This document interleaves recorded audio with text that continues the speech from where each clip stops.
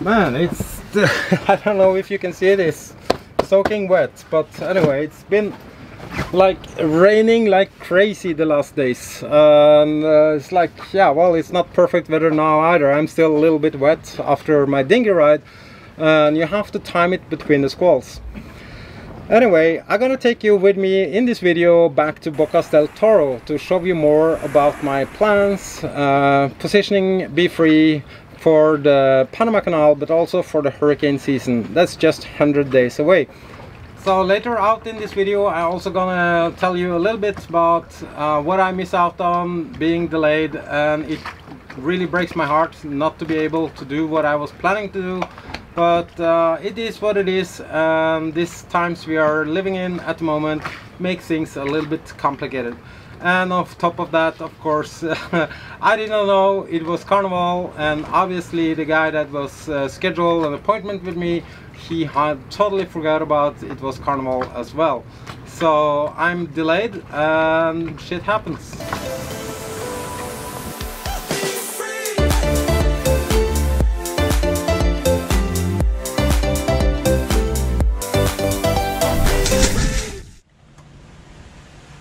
This week I was supposed to set sails towards San Andres, partly for my next move west, positioning Be Free better for the Panama Canal and the hurricane season that's only 100 days away. However, the main reason to rushing west from Martinique was a secret that's now out. I had the honor of being invited to my friends Rick and Maddie's wedding in San Andres. Melina, what are you cooking? Tuna fish in sesame sauce. I had the pleasure not only to enjoy their company for quite a long time while being in Panama, but also Maddie's brilliant cooking. Sadly, I will not make it, as I'm still here in Martinique. That's how it is sometimes, and part of sailing life, and as I probably mentioned earlier, that sailing and schedule is a very bad combination. And I even checked for flights, but it's really not easy these days. It would be a big uncertainty if and when I could come back to Be Free, due to the fact Martinique has closed its borders and its crazy times we are living in. I was planning on leaving on this Tuesday, as I had an important scheduled appointment on Monday. Only thing, I was giving the wrong date by mistake.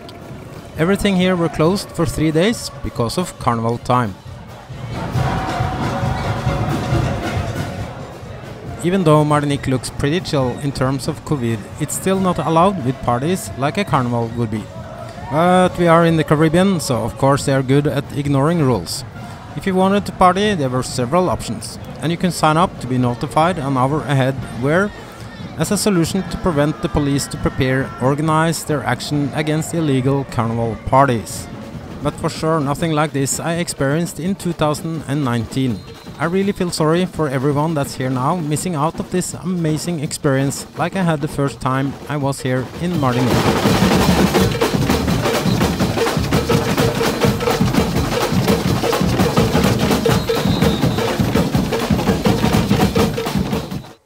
In the previous episode I told you about the San Blas and showed you only a tiny corner of this region. It has so much to offer, like this place called Barbecue Island. I'm definitely going back there, so it will for sure be more from this region in future episodes. But I also mentioned Bocas del Toro as a very good place to spend the hurricane season. And it was in Bocas del Toro I really learned to know Rick and Maddie, and we hang out a lot together, so I think it suits well to take you with me back in time to show you Bocas del Toro in Panama. SwT Bay Marina is a safe and good marina in between San Blas and Bocas del Toro. Situated at the entrance of the Panama Canal, and it's approximately 2 days of sailing from SwT Bay west to Bocas. I have done this trip single-handed several times, and the biggest challenge is not the distance sailing alone, but the weather. Normally it's light to almost no wind here during this season, but after the sun sets it's when things change radically. During the rain season here, which is at the same time as the hurricane season in the Eastern Caribbean, it's a really good idea to look at the weather window before sailing west to Bocas. And the phenomenon here is called electrostorm season, and the craziest thunderstorms shows its power that can scare the toughest sailor. So I use my radar actively to scan for thunderstorms, as you can see here. In this case I slow down and change my course to let the thunderstorm pass in front of me. Having a radar here is a great tool I would never been without. The weather changed quickly here, and before you know it you can find yourself close to zero visibility and squalls and thunderstorms all around you. If you are lucky with not only the weather but also being here at the right season, you can make a stopover here between Shelter Bay Marina and Bocas del Toro. It's called Isla Escuedo de Veraguas. Normally best time to visit this beautiful island is mid-October to mid-November. That's when the waves and winds are more favorable for anchoring here.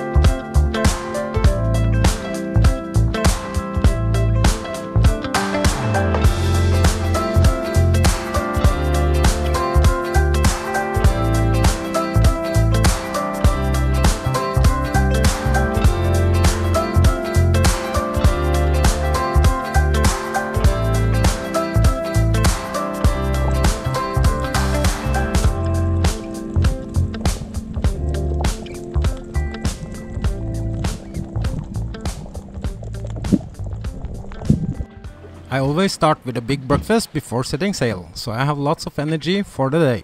This time I was lucky, I can make a stop there, and now it's not more than 80 miles to go. Light wind and current on my nose, engine is the only alternative, leaving Escuedo de Veraguas behind.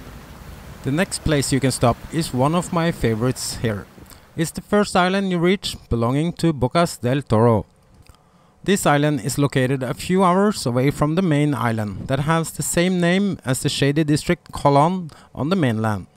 One of the cool things with Bocas is that they actually have an airport with daily flights from Panama City. It makes it easy for friends around the world to come and visit me fast and easy in a pretty exotic place.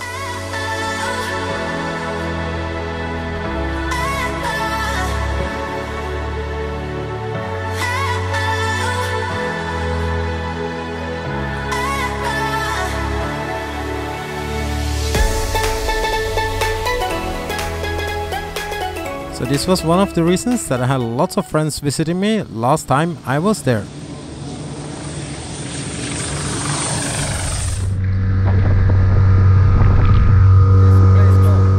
We are No-Name Bar and Grill. Non-name bar and grill. That's awesome. Cheers. Thank you. We are at the beautiful No-Name Bar, actually called the No-Name Bar. To get here we diggied through a mangrove maze for about 20 minutes at least, and sort of at the end of the mangroves the bay opens up and there's this little floating bar on the water with delicious food, really cheap beer. So, I mean, even potatoes. Long time since I have potatoes. It's amazing. Oh my god. That's me too. I'm like, This is so good. I can't believe I'm here. Look at this beautiful place. This view is amazing. You can actually choose how you want it to be here. Either staying on anchor somewhere, hiding out from all the bars and nightlife. Just enjoying the peace and go for a swim without worrying about anything. Or you can find a combination with a floating bar where people are just hanging out, chilling and going for a swim.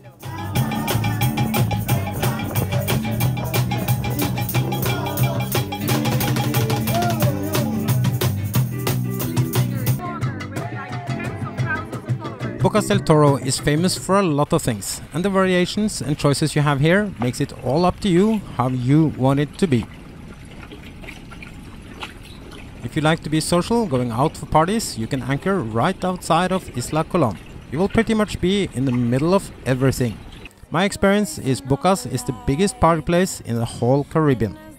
And you can start to hang out from early morning to the next morning. Most likely because the next thing they're famous for is being a backpackers metropole. I think I've never seen so many hostels, clubs and bars ever on such a compact space. And trust me in this, when the sun goes down, the sound goes up. And you can party hard until the morning every single day. When the sun goes down and the night skies falling, do you believe in one-time lovers? 'Cause deep inside of my wildest dreams, you'll be by my side. When the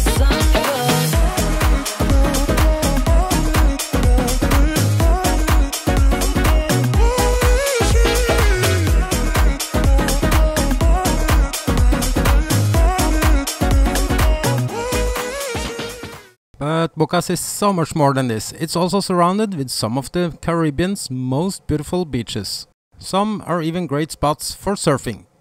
And if you don't like uncrowded beaches, there are alternatives also here, like the Starfish Beach. To me, this is too developed and reminds me almost about Thailand. Luckily, I'm a sailor and have the options of dropping my anchor almost where I want.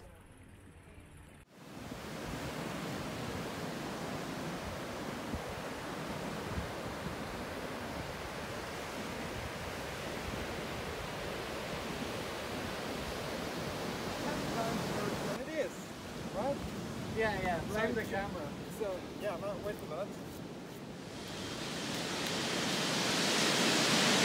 We have a 158 strings guitar here.